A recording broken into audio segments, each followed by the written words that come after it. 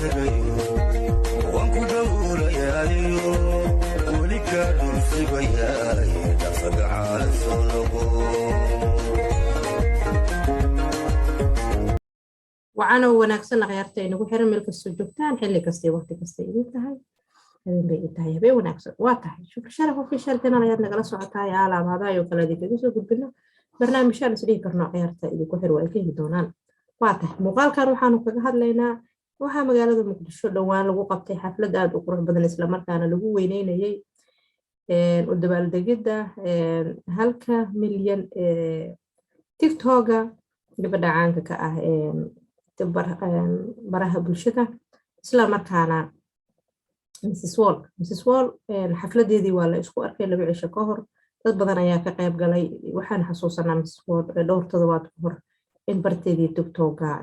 ma aragtay loo dhaadhacay isla markaana la dhibaateeyay dadaal iyo juhdi dheer oo fara badan kadib waxaa suura gashay in la soo celiyo isla markaana ay u dabaaldegto halka milyan maxaa la yiraahdaa dadka ku xiran taageerayaasha ay kala gareeyeen marka xafladii waxaa ka soo qayb galay fanaaniin caana oo kamid ah Dibiyo Cabdi iyo waliba Dayaxdal Nuurshe ayaa gabadhiisa Hodan oo 40 sano jirta iyo waliba mar ay ka agdhaweyd mawado oo caanka ah baraha ay bulshada siiba TikTok-ga maruu ciyaaraya ayuu gabadhiisa xilligaasi wuxuu ku jirtay maadaama ay aad u yar tahay uu celcelinayay balse baraha bulshada ayaa la geeyay qaab kale ayaa loo fasiray iyadoo markaasi lagu tilmaamay inuu mawado si xun ula dhaqmay isla markaana Hodan maxaa la yiraahdaa uu ka maxaa la yiraahdaa meeshii ka saaray ka riixay lana arkay asigoo Hodan celcelinaya wuxuu yiri wax walba waan u dulqaadan karaa Dayaxdal Nuurshe aad u careysan ayaa soo galay wuxuuna yiri wax walba waan u dulqaadan karaa balse Hodan in wax laga sheego ma dulqaadan karo dadka sida xun wax u qoraya warxumada shilka ah markaasi bal aan idinku dubo Dayaxdal Nuurshe oo arintaasi ka hadlaya isla markaana aad u dhaliilay dadka runtii ku fogaanaya ilmaha yar yar maxaa la yiraahdaa saqiirada bal Dayax ayaan idin maqashinay marka hore Soomaali aniga meel ka gal waayay inay gabadheedana ku soo darsanto oo gabadheeda aflagaadayaan anigu waxaas waa ka dhaxbaa adduunka ugu nagaan anigu waad kaysan karaa laakiin gabadheeda waa ka xanaaqayn wax laga sheego waan filayaa inaad fahanteen wuxuu yiri anigu waan adkaysan karaa laakiin gabadheeda ma adkaysan karo ayuu leeyahay isla markaana waxaa lagu tusayaa qaabka uu u dhacay Dayaxdal Nuurshe markuu gabadhiisa celcelinayay iyo mawada yar oo iyadana ah gabar aad ah barta TikTok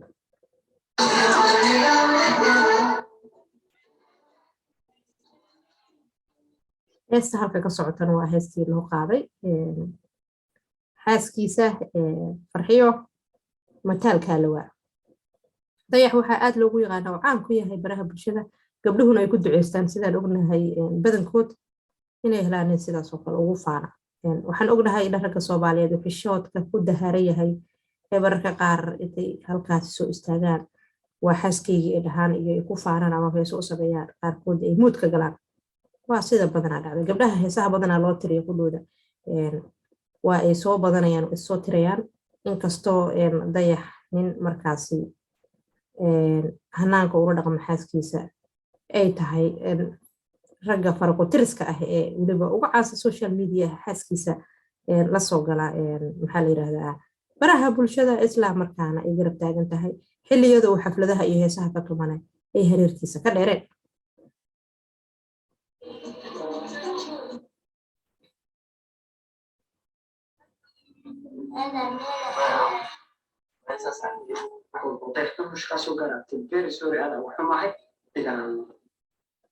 mawada waxay leedahay xafladda ma aadaay balse Dayaxdal Nuurshe ayaa si kal ilaaba u raali gelin mawada yar isla markaana codkiisa ayaan markaana idin maqashinaya السلام عليكم ورحمة الله وبركاته السلام عليكم dadkaan kan ku jira waxaan rabaa inaan ka hadlo arrin labada maalin ah buubuunisay oo ku saabsan mudirisay runtii horta marka hore intaan ka hadlin arrinta mudirisay waxaan rabaa inaan ka hadlo gabadheeda Hodan waa 4 jir waa 4 sano iyo 6 bilood jirta 2017 August dhalatay dabayaaqadeedii maxaa ku soo haray gabadheedu waa ilmo yar maxaa la ii sheego waa ilmaha oo marka banaanka loo soo saaray inay iska ciyaaraan inay iska baashaalaan maxaa la waxay doonaa samay ilmana kula tashanayaan ana صح ilmaha inaynu kula tashanaynin ma aragtay markaasi wixii yaro ka horma muuqda iyo cilcilis badan iyo waqti badan u baahan yihiin ilma ay u yihiin waa sax marka sida dhinaca kale loogu raro ayaa laga qurux badan yahay adduunka ugu necba waxaa mataqaanaa Soomaali aniga meel ka gal waayay inay gabadheedana ku soo darsanto oo gabadheeda aflagaadayaan aniga waxaas waa ka necba adduunka ugu necba fanta aniga waa adkaysan karaa laakiin gabadheedu waa ka xanaaqayn wax laga sheego waa caruur ma yaqaanaan anyways hodan iyada rabtay ayada u ordaysay markii tan muddo loo soo gudbo ani attention-kayga dhanka muddo ma xigan dhanka hodan waxa uu celcelinaya marna inay dhacdo ay celcelinaya meesha jaranjare ahayd oo dheer oo gacanta ay ka hayo maxaa la islaha gabadheeda ka dhicin marna maxaa la ishigana zaid u ciyaartaan diidayo maxaa la dadkan kaamirooyin kula soo wada jeedeen oo xitaa aniga dubtaan inay hodan dubtaan ay ka xigeen maxaa wata hodan runtii hodan yar maasha Allah ilaahay dhaafay mubadaba wuxuu yiri dadku waxay aad focuska u saarayeen inay hodan dubtaan way la isheg si ay hadhow aad uga dhigaan aniga waan garanaa campaign anyways muwadana maxaa ku saaray gabar yar oo abtu waxay waaye gabar aad u yar waaye gabar aan jecelahay waaye maxaa ku saaray intaasna markii laga soo gudbo oo hadalkaas oo dhan iska dhaafan mutaqaanaa inta ugu baahan inaad baxdiyo dad maxaa la isheg aniga aan arkay oo hadda kor ayagoo ciinayna arkay oo waaweyn oo soo dinjiray inta fadhigii ugu imaadaan ka istaagay aan salaamayn laabta gelinaan taatan waa qalbi fiican mana aqaan wana ixtiraam badanahay hebelka arsi hebel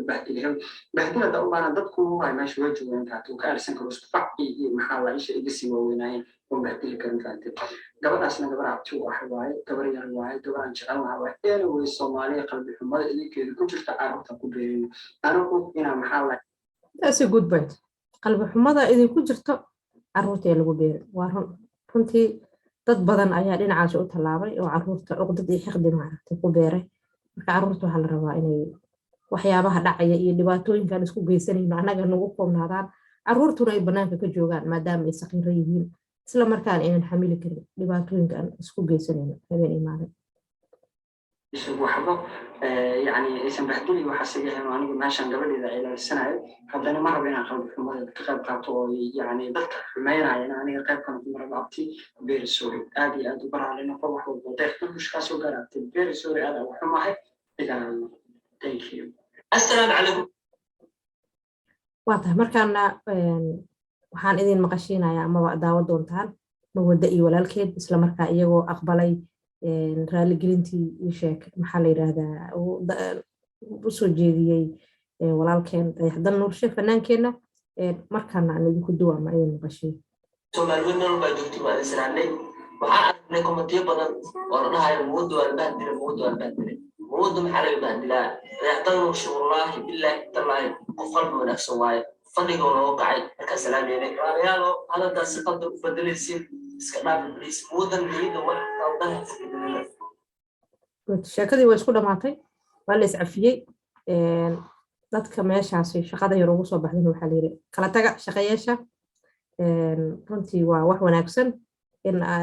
dayaxna wuxuu yiri xumaanta dadka waaweyn ma aragta ka dhaxaysayaan carruurta lagu beerin dhinacaasi in loogu faa'iideeyana ma aha wax qurux badan waana fikir aad u wanaagsan fikirka uu ka dhawaajiyay fannaankeena mawada iyo walaalkeedna waxa waa si wanaagsan ayay u aqbaleen mawada inkastoo markii hore ay ka xumaatay marka dambana ay aqbashay waa tahay markii kugu horreysay aad daawato muuqaalkan hadduu yahay waa filayaa inaad ka heli doontid muuqaalada ku jira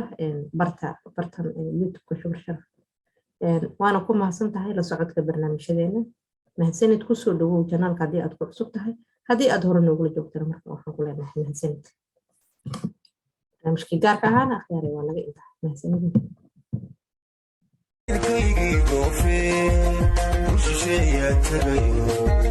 wanku dhowrayayo